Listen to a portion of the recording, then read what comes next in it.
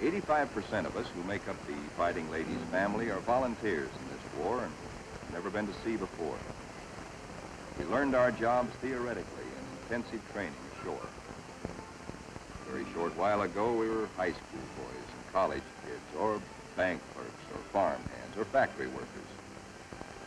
Now we are blue jackets and Marines, all members of a naval combat team nearly 3,000 strong.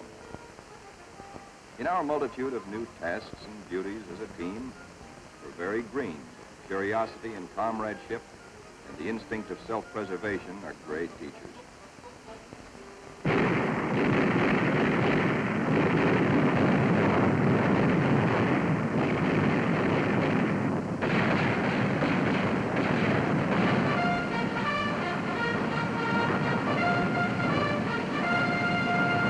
Some of us have to master the delicate and complicated instruments which control the fire of our 5-inch batteries, the guns that must defend the Fighting Lady when enemy dive bombers and torpedo planes attack.